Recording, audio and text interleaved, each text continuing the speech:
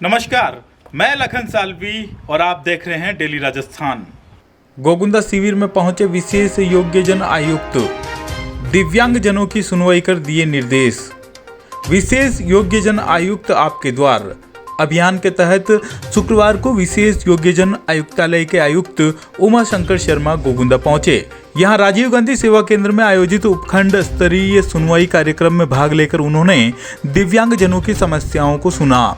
शिविर में 137 दिव्यांगजनों ने भाग लिया और अपनी समस्याएं बताई। सभी के बैठने के लिए कुर्सियों का इंतजाम किया गया था। शर्मा ने अपने संबोधन के बाद शिविर में उपस्थित हर एक दिव्यांगजन के पास जाकर एक एक की समस्या सुनी। ज्यादातर दिव्यांगजनों ने अपने व्यवसाय के लिए, निजी व्यवसाय के लिए जो है लोन की डिमांड करी। इस दौरान 17 विशेष योग्यजन प्रमाण पत्र बनाए गए। 5 दिव्यांगजनों को बैसाखियां, 7 को व्हील चेयर, 4 को कानों की मशीन व 4 को ट्राईसाइकिलें दी गई। साथ ही 6 को MSID किट प्रदान किए गए। साथ ही पेंशन के 17 आवेदनों का सत्यापन भी यहां किया गया। शिविर में पूर्व मंत्री डॉक्टर मांगीलाल गरासिया, प्रधान सुंदर देवी, उप प्रधान लक्ष्मण सिंह जाला, सरपंच कालूलाल गमेती, उप सरपंच लाल कृष्ण सोनी, निवर्तमान ब्लॉक कांग्रेस अध्यक्ष नारायण पालीवाल, सामाजिक न्याय एवं अधिकारिता विभाग के उप निदेशक Mandhata Singh, SDM Hanuman Singh Rathore, Gogunda BDO Hiralal Meena, Saira BDO Shailendra Joshi, सामाजिक सुरक्षा अधिकारी प्रवीण पानेरी व ब्लॉक शिक्षा अधिकारी अंबालाल खटीक सहित महिला एवं बाल विकास विभाग के कर्मचारी व अधिकारी मौजूद थे। बड़ुंदिया निवासी दिव्यांगजन शंभू पिता कला गमेती ने शर्मा को ज्ञापन देखकर बताया कि उसने ऋण के लिए आवेदन किया था, जिस पर विभाग द्वारा 2 लाख रुपए की ऋण की स्वीकृति दी गई, लेकिन यूनियन बैंक ऑफ इंडिया के ब्रांच मैनेजर ने 1 लाख रुपए का ऋण ही स्वीकृत किया। उसने बताया कि ब्रांच मैनेजर ने कोटेशन मांगा तो उसने गोगुंदा के एक किराना व्यवसायी का कोटेशन ले जाकर दिया, जिसे मैनेजर ने स्वीकार नहीं किया और खुद ही कोटेशन ले आया, जिसकी एवज में 6,000 रुपए ऋण की राशि में गिन लिए। तो उसने बताया कि मैनेजर ने 1 लाख के ऋण में से उसे 25,000 रुपए ही दिए। कमिश्नर ने इसे वाद में दर्ज किया और बताया कि इस मामले को निःशक्त जन अधिकार अधिनियम 2016 के तहत कोर्ट में सुना जाएगा कि ये मामला 2019 का है और इसकी जो राशि है वो 11 मार्च 2019 को 1 लाख रुपए डिस्पर्स किए गए थे। तो तत्कालीन बैंक मैनेजर थे, उनसे हमारी बात हुई बलवान यादव से। उन्होंने बताया कि 1 लाख रुपए का लोन हुआ था और ये राशि जो है वो वेंडर के खाते में ट्रांसफ़र कर दी गई थी। वेंडर के यहाँ से इसे सामान लाना था, 25,000 रुपये दे दिया, 75,000 रुपये का जो है सामान वहाँ से लाना है, लेकिन वो न तो सामान ला रहा है और न ही वहाँ से रुपए ला रहा है। उनका कहना था कि शंभूलाल अभी भी गोगुंदा के महेंद्र सिंह के वहां जाकर 75,000 रुपए का किराने का सामान ला सकता है या वो पैसे भी वापस उनसे ले सकता है।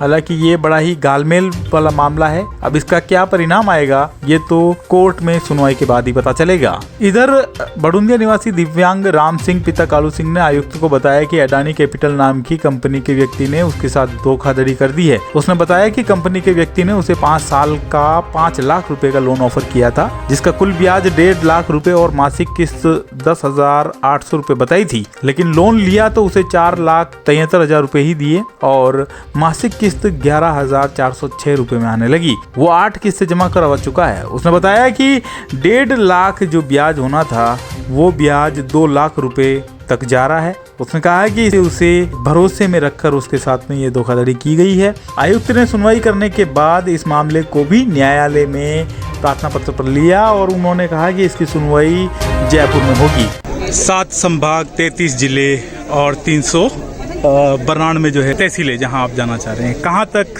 मिशन पूरा हो पाया है?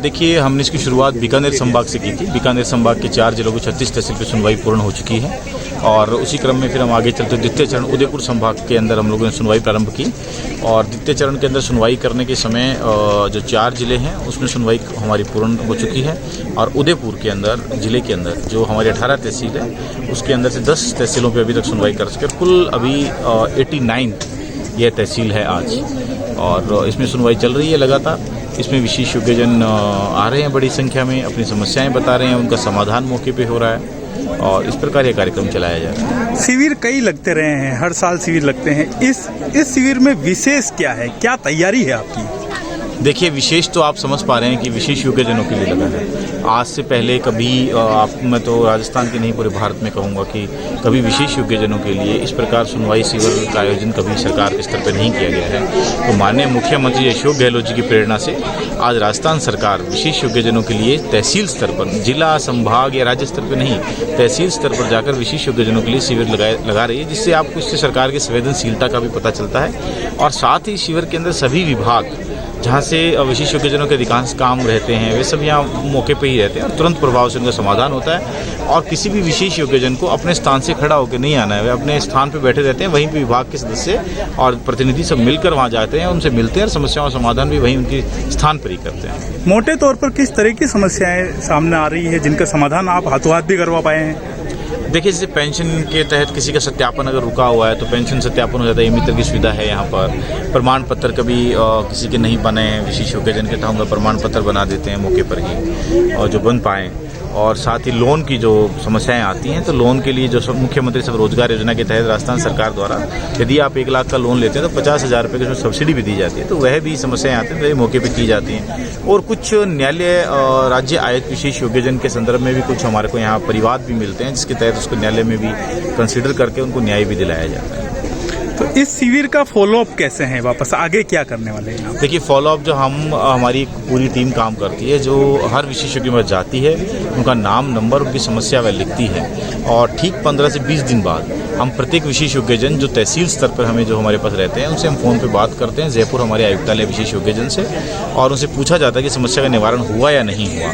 यदि समस्या का निवारण नहीं होता है तो उसका कारण भी पूछा जाता है क्यों नहीं हुआ, और फिर उसके लिए हम संबंधित विभाग, संबंधित अधिकारी से संपर्क कर उस विशेष योग्यजन को सूचना देते हैं। साथ ही तहसील स्तर पे हमारे पास समयबद्ध तरीके से प्रगति रिपोर्ट भी मंगाई जा रही है। जो विशेष योग्यजन यहाँ आए हैं उनके नाम, नंबर और समस्या के साथ कि उनका समाधान आपने किया या नहीं किया, और प्रगति रिपोर्ट भी समय समय पर आयुक्तालय विशेष योग्यजन अपने क्षेत्राधिकारी में प्राप्त करता रहता है।